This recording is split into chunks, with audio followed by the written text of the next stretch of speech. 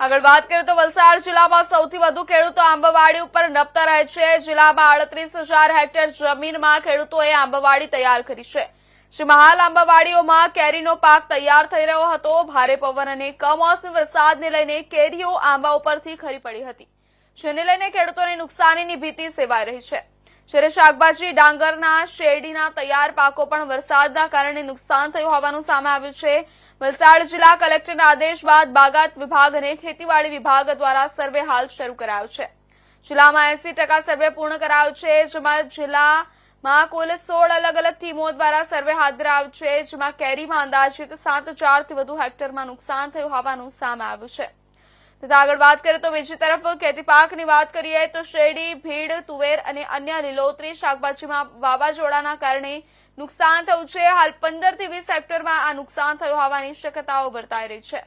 આંબાવાડીમાં 20 ગામોના ખેડૂતોને નુકસાન થયું હોવાનું સામે આવી રહ્યું છે। ખાસ કરીને વલસાડ જિલ્લાના ધરમપુર અને કપરાડા વિસ્તારમાં વધુ નુકસાન થયું હોવાનું ખેતીવાડી અધિકારી જણાવી રહ્યા છે।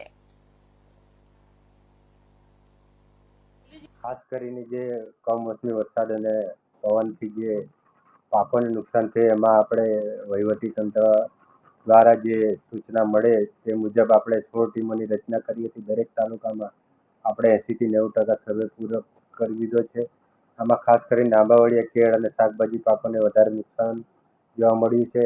બાકીના જે પાકો છે, શેરડી અને ડાંગર, એમાં ખાસ નહીવત નુકસાન છે। આંબાવાડીમાં કેટલું નુકસાન છે, કેટલા ખેડૂતો અસરગ્રસ્ત છે અને કેટલા એકર જમીનમાં કેટલું નુકસાન? ખાસ કરીને આંબાવાડી છે આપણે 38,000 હેક્ટર છે, એમાં 33% કરતાં વધારે નુકસાન જો આપણે વાત કરીએ તો 6 થી 7,000 જેટલું ફિગર આપણે હાથમાં આવ્યું છે, અથવા તો એમાં નુકસાન જોવા મળી શકે છે। અને જે આજે ફાઇનલ રિપોર્ટ આવે એ પ્રમાણે નુકસાન આપણે બતાવીશું। શાકભાજીમાં નહીવત છે, એમાં 15 થી 20 હેક્ટર સુધી નુકસાન જોવા મળી શકે એમ છે। એમાં ખાસ કરીને ધરમપુર અને કપરાડામાં નુકસાન જોવા મળશે।